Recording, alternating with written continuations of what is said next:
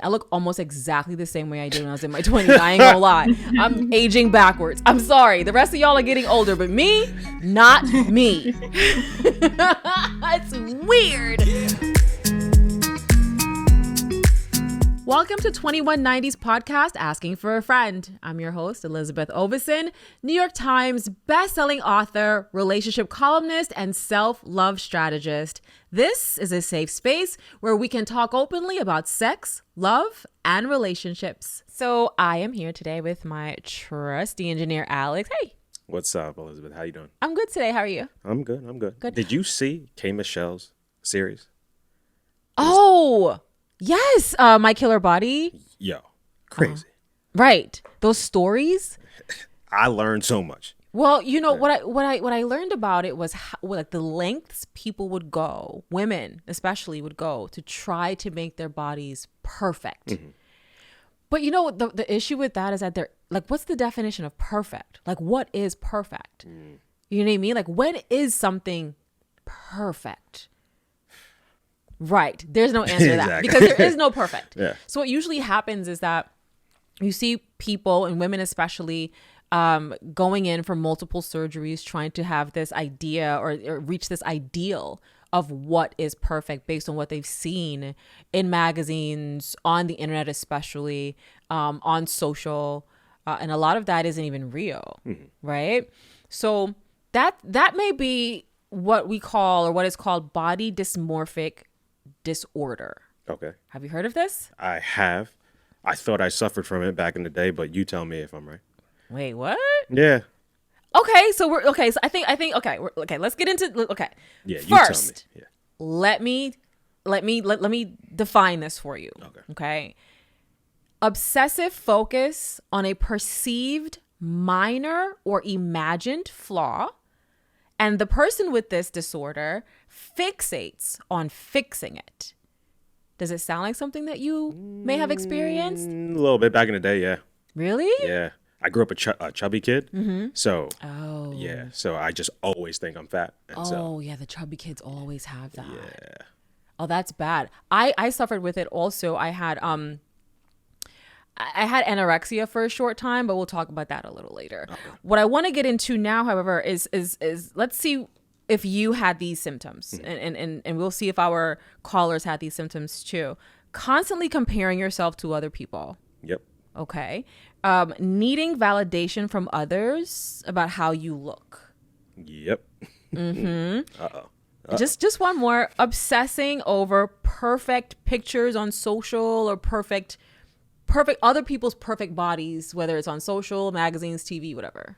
That one I don't do much, but I just hate social, so that's why. Okay. So this happens to a lot of us. Like, it's not just women, it's not just men, it's everybody. It's not just fat. Sometimes it's those who are really thin who see themselves as fat. Some fat people see themselves as thin. Sometimes it's beyond weight. Sometimes it's, breasts, it's butt. BBLs are a big thing for some women now. You see a lot of that on social. Those Spirit airline flights full of girls coming back from Honduras or something with tubes sticking out of their butts. Like, it's not mad at the results. What? See, and that, sir, is the problem. Okay. Alex. Because here's the issue is that, the way we feel about ourselves really shouldn't have anything to do with the way our bodies look. It shouldn't, but we know that it does, right? When we feel good about ourselves on the outside, we feel better about ourselves on the inside. But however, we have to be able to separate and look at these two things separately, right? So sometimes, like you said, you were a fat kid, so you're looking at your body, you're still seeing that inner child. Yep. That inner child needs to be healed. You have to heal your inner child.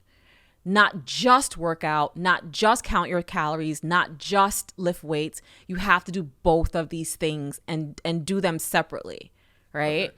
So, you have to be able to, and all of us have to be able to look at our developmental traumas, especially those surrounding our bodies, our figures, how we look. Kids teased us when we were kids. I got teased a lot as a kid for different reasons, really because I was just really pretty. And the girls hated me. I know. And the girls hated me But okay, but in all seriousness, I got teased a lot too. And not having the right clothes. My mom would make my clothes, things like this. I always felt awkward in my body. I hung out with boys a lot. I was never a girly girl. I didn't understand. I wasn't very soft and feminine growing up. So a lot of the girls just thought I was weird. But we grow up being teased, and that causes part of our developmental trauma. And that inner child has to be healed.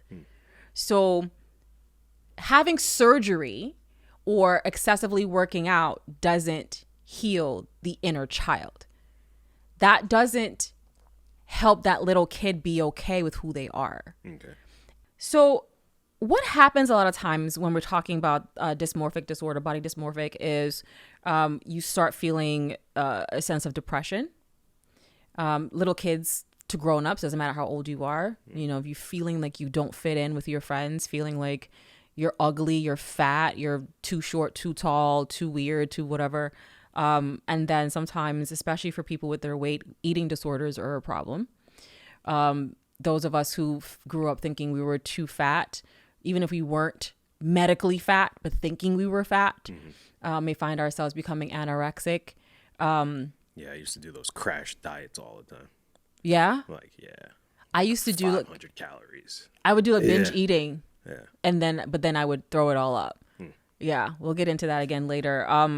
And then eating disorders and excessive exercising, excessive dieting, all these things, and having this obsessive personality over every little thing we put in our mouth or don't put in our mouth, or obsessing over my breasts are too big, too small, my hips are too, it's always focusing. And other people usually don't see it. Other people usually what are you talking about? You look great, but you just don't see yourself that way. So that's all part of body dysmorphic, seeing yourself one way when you're really not that way anymore. Or if you were, because you probably look at yourself now and still see a fat kid. Yep. Right? Yep. Isn't that crazy? Maybe I'm still fat. You're not. No, and we're laughing, but I talked about this before, but it's true because it's about what we learn when we're in our developmental stages in life. It's about the imprint that life leaves on us when our brains are still developing. And everything that you remember, everything that you were taught in your earlier years sticks with you for the rest of your life. But I cannot remember what I had for lunch 3 days ago. Wow. So it just goes to show how deep those memories are for us. And so you see yourself as you were as a kid. I see myself as I was as a kid. And you struggle with that. And some of that for you, it was the fat kid. And for me, it was always being too thin. So some of that turns into eating disorders, being obsessive, about your weight. And I do want to I'm going to talk to you about this more. What I went through with my body, it was, I must have been only 16, 17 when it first started. And how I got it to end, how it changed my life, how I ended my eating disorder, but what remained afterward and how it still affects me today. I'm going to talk to you about that a little later. I feel like we have a lot more in common on this topic than we even realized in the beginning. But first, I want to take some calls and see what our callers have to say. Got it. About this issue. Okay, great. Thanks. Okay, so we have our friend Chanel on the line. Ooh. Chanel, what's your question for Elisabeth? So bodies, naturally change over time. And so my question is, when you get to a place where you accept your body as it is, and then it changes and you don't recognize it anymore, and it looks very different as you get older, how do you find acceptance with a new body that feels unfamiliar to you now because it looks so different? That's such a good question. Okay. Couple of things. And thank you for the question because I struggle with this myself. Yes, bodies change as you get older for the most part, depending on your DNA, your activities, whether or not you work out, your lifestyle. Mm-hmm. As I got older, my body changed a little, but not a whole lot because I had really good lifestyle mechanisms in place. I think part of the beautiful thing about what you said is that you know that your body's going to change over time. And I think that that's important to know. I think it's important to know that you're not going to look the same way you did when you were in your 20s when you're in your 30s, 40s, 50s, and beyond, to expect and accept those changes, not just the changes you see now, but knowing that this body will continue to change. This face, this body, my hair, my nails, everything about me is going to continue to change. I think that knowing that you're going to change is half the battle. I think that changing your lifestyle habits as your body changes is half the battle, is the other half of the battle. And knowing that you're never going to look the same as you did before, except for me. I look almost exactly the same way I did when I was in my 20s. I ain't gonna lie. I'm aging backwards. I'm sorry. The rest of y'all are getting older, but me, not me. It's weird. But the rest of y'all are gonna age gracefully, I'm sure. Me, I haven't started the aging process yet, but good luck to the rest of y'all. I'm the same size and everything. That shit crazy.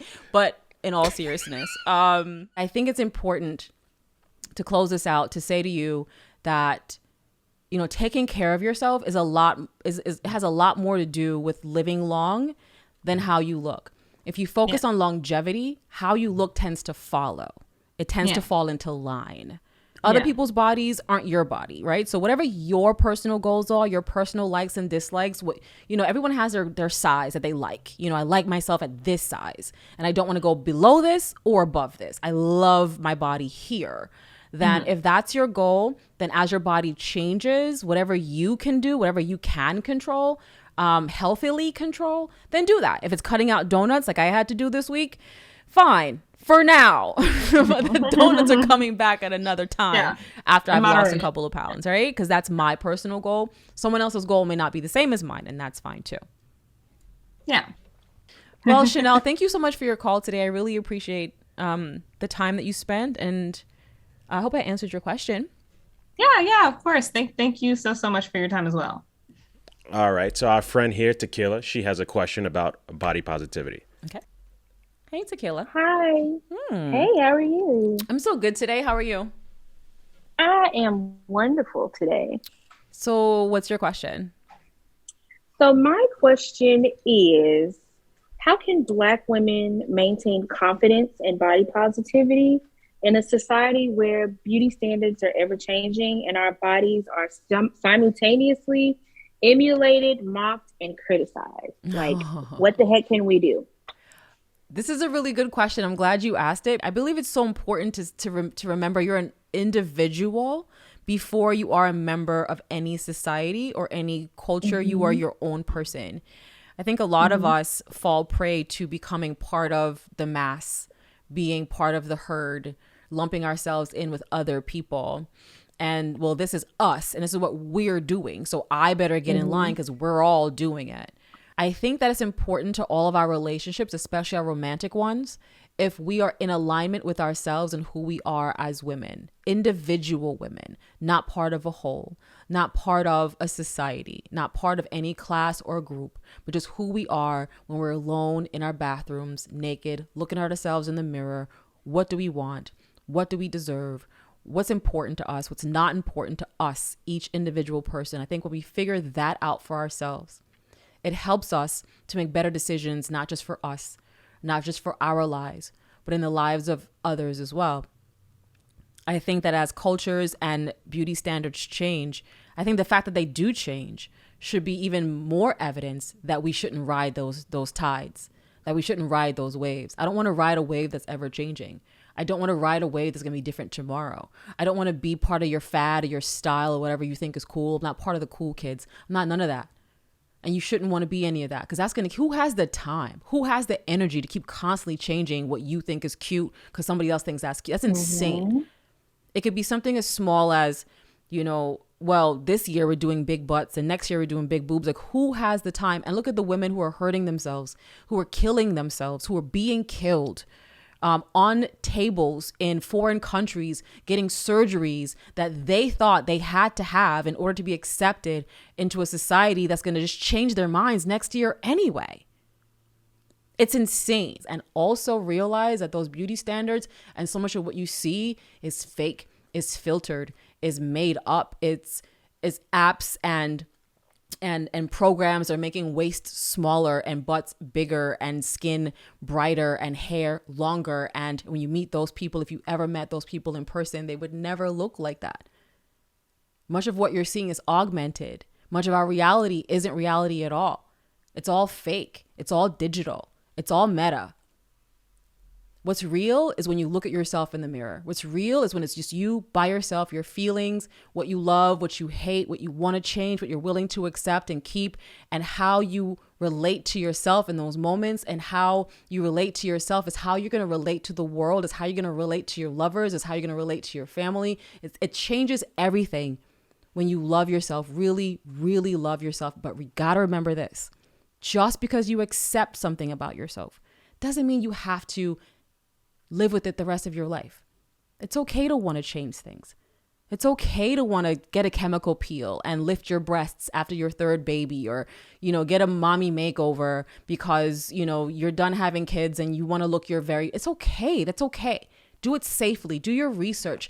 Know the doctors that you're using. Make sure they have admitting privileges at the best hospitals in the city. Make sure you do all the groundwork for this. But at the end of the day, you cannot do it because somebody else said you should. Because next year, they'll be telling you to do something else.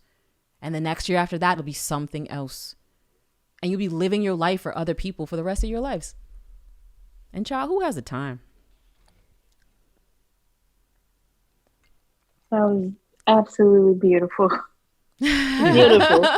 You crying? You okay? A little bit. I have the tendency to make people cry. It's okay. It's okay. You did. Mission accomplished. Yeah. So I hope I answered your question for you. Thank you so much. You're so welcome. And thank you for calling. Hey, Elisabeth. So we have Selassie on the line. What's your question? There are a couple women that you've seen progress over the years, right? So I've always been curious to know how women feel about it, because we're now growing into a place where, like, cosmetic surgery, BBLs, implants, it's like a community, right? It's almost like a type. Like, they wear the same clothes, they go to the same places, they kind of date the same type of people. They kind of have the same kind of relationship cycles, right? Okay, So I get it. Okay, so listen, Yeah. let me jump in because I get it. So there's a couple of things here. Number one, no one is a type. Each person is an individual. Now this is true unless you are judging someone solely on their looks. Then I can see how someone becomes a type. Now, you said you're looking at women 24/7. The male gaze never takes a break. I get it. When your body is done up a certain way, when that way isn't natural. So let's say it's the inflated lips, it's the done up nose, it's the chin, it's the cheeks, it's the breast, it's the butt, it's the whatever. Then someone may make a judgment that you're a certain kind of person based on what you've done to your body. Mm-hmm. And that may affect your relationships and how seriously someone may or may not take you based on how they see your character, your avatar. Same thing with a woman who's had this type you're talking about, the breast, the this, the whatever, the Instagram type. And I know what you're talking about. Everyone's kind of looking the same in this community. It's like you said, it is a community and they're all starting to look the same. And I get that. But that has nothing to do with the kind of person each woman is, ever. And now I am done. Thank you and goodbye. I think we're done with the callers. We have a question from social, though. Okay. I mean, this one's from Amber. I'll read it out. I recently started seeing a guy that I met on a dating app. The topics that are being brought up tonight now are planning for a family within the next 2 years, saving up for this house within this year, strict diet and fasting. We haven't only been talking for 3 weeks now. Ain't no way. Is this too soon? Ain't no. What you mean? This is Amber. It's not me. It's Amber. Strict diet. And first of all, this is all control. Yeah. He is trying to control and manipulate her. He is pretending he wants a future. I don't want any man controlling what I eat, when I eat, and when. We don't need to diet together. This is not a cult. This is not Jonestown. Like, we not finna lay down and drink the Kool-Aid and cover ourselves with purple shrouds next. Like, we not finna do none of that. There's no way in the world. I've met a man 3 weeks ago and he had, listen, is she dating? Is it Kanye? Is she dating? Is it Kanye? There's no way in the world. She didn't mention a Birkin. So okay, it's probably Kanye. Listen, there's no way in the. You're looking at me like I'm crazy.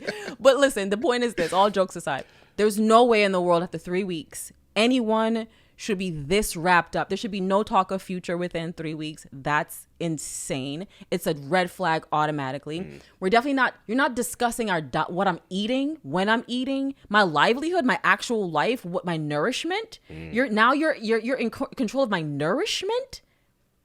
Like, think about that. Think about how cult-like this is already sounding. Where is this house? On a plot of land in the middle of Nevada where nobody else is going to be able to find me? Does it have a basement? Does the basement have chains? How far are we going with this? The answer is nah, dog. No. Automatically no.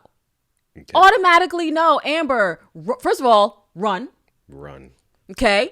And also start seeing more than one person at a time, because you were entirely listen, a man said something to me one time about what I need to eat. He is done. What? First of all, don't tell me what to do.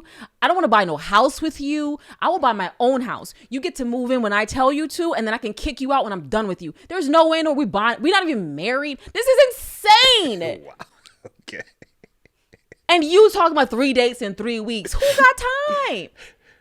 Yo, those calls today were nuts, right? Wow. I mean, listen, but it also kind of triggers some memories for me. So let me tell you about my experience with body dysmorphia and relationships. Okay. Okay. So just for context, all of my relationships have been abusive. All of them. What? Every single last one. Most people are abusive. You may also be abusive and don't know it. It is so subtle. You don't know. No. You don't know. No. There's no way. No. You're not abusive at all. I don't think so. You're not a narcissist. No. You're not. You don't say things that are backhanded compliments. You don't gaslight You've never gaslighted anybody ever. Oh, in the past, but now I've it's grown up. It's always in the past. I've grown up. I'm mature. It's always in the past. Past when? Last week. I'm so done. Okay. Okay, but let me tell the story. So. Yeah. I was in an abusive relationship, and so when I'm stressed, I don't eat. And so for years, being in a physically abusive relationship, I stopped eating. I lost a lot of weight. I got down to like 98 pounds or so. Whoa. So that when I had my son when I was 19 years old, I gained all the right weight for pregnancy, but that only brought me up to like 127 pounds. Like, I was still so underweight during my pregnancy. So anyway, and again, I was only, had my son when I was 19. So ever since then, I had this thing about my weight. I felt really bad about my weight during the time. My son's father always made me feel bad about my weight. Always told me how ugly I was, how skinny I had gotten, how much he didn't like. But it was his fault that I was this way, because he was hitting me and being really abusive in other terrible ways. So eventually I got out of that situation with my son, thankfully. But I still had that in my brain, the ugliness of being too thin. So I would overeat. So I started having a high calorie diet. Now, on top of that, seeing doctors, my doctors said that I was involuntarily anorexic, because I wouldn't, or bulimic anorexic at the time, because I just couldn't eat. And whenever I did eat, even if or drank anything, even water, I would throw up because of the stress and pressure I was under. So once I left the relationship, I went on with my life, but I still had this thing in my head. So what I would do is, in order not to be that skinny ever again, I would have these binges. So I would get up at 2:00 in the morning, always around 2 a.m. and I would go to Taco Bell. I cannot believe I ate Taco Bell, but I'm in my 20s at this point, so I'll eat whatever, right? So don't hate on Taco Bell. What? No, I'm too old. Like, no, we can't do, no. What you mean? No. I mean the after effects of it, but the after effects tell you that you don't need to be eating Taco Bell. Right, so you're 2 a.m. Okay, so 2 a.m. I'm going to Taco Bell specifically. I'm ordering, and you know how cheap Taco Bell is? I'm ordering $50 worth of Taco Bell. I'm ordering hella Taco Bell. Yeah. And I'm stuffing my face in the middle of the night with Taco Bell. I only eat that one time a day. I couldn't eat for the rest of the day. And then at some point, usually in the morning when I woke up, I would end up throwing up because I force-fed myself So my stomach's upset. So I just did this over and over and over again for years. So I kind of got in this weird place of not wanting to be too skinny, not wanting to be too fat, needing enough calories, but not too many calories. So now I'm obsessing over calories and what I'm putting in my mouth and working out. But then I started learning about food. I hired a nutritionist, and I took a nutrition class and learned about food, learned about nutrition, and that nutrition and food can be and are often different. So that helps me to stay kind of in the middle of the road and do things that make me healthy, non-toxic products, non-toxic food, cooking things myself, things like this. So and when that change happened, did that affect like your relationships with men at all?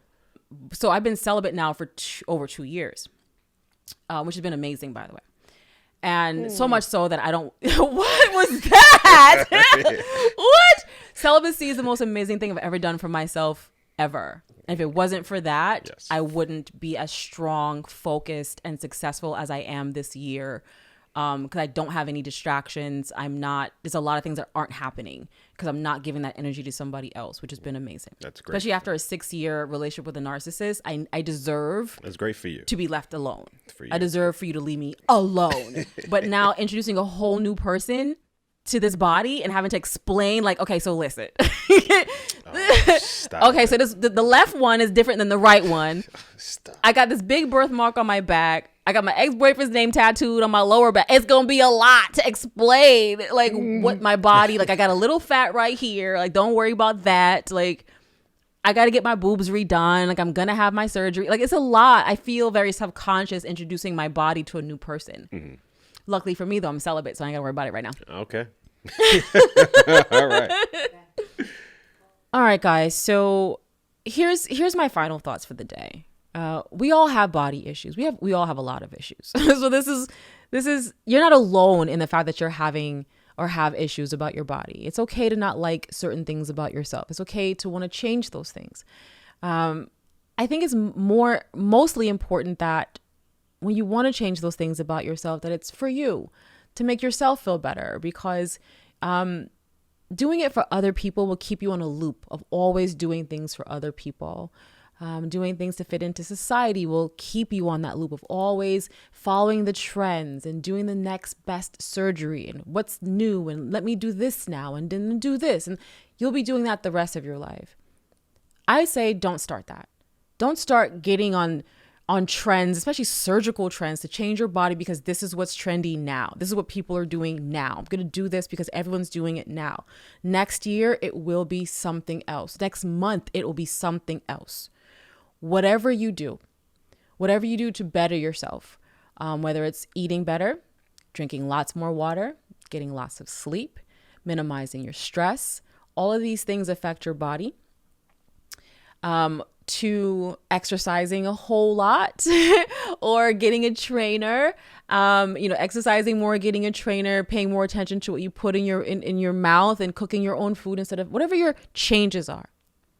If these lead you to one day deciding that you want to have some plastic surgery because you've done everything else, you are still doing everything else, but there's still that little bit that just won't quit, that's okay. Just do it for yourself and do it safely. Make sure you know who your doctors are. Those of you who are going out of the country to get your surgeries because it's cheaper, sometimes you get what you pay for. Sometimes it's better to save up a little longer to get the security of having a really good doctor in a country that you're familiar in, with colleges and education you're familiar with, and hospitals that you're familiar with. No matter what you do, make sure you do it safely. Make sure you do it for you. And make sure that no matter what your relationship status is, that you're never changing yourself to attract or keep someone else. Because if someone wants to leave, if somebody didn't want you in the first place, if someone's not right for you, they're not going to be with you regardless of what you do. It doesn't matter what you do, how much you change, how much plastic you put inside your body. The person who's really meant for you will be with you regardless of what you look like, because they'll be attracted to your spirit, to your soul, to your kindness and your love and your generosity, to your laugh, to your smile, to all those little things you do that nobody else sees but they do. That's going to be your real partner. The person who appreciates you for who you are, regardless of what you look like. Thanks for listening to Asking for a Friend. I'll be publishing every Tuesday at 9 a.m. Eastern, and you can send me questions or comments at askingforafriend@blavity.com. And don't forget, spread the word. Tell a friend. So, what you mean? What you leave when? You're not... Oh. Energy! Got it! I am a robot. I will do what you ask me to do. Beep, beep, bop, bop. Beep, beep.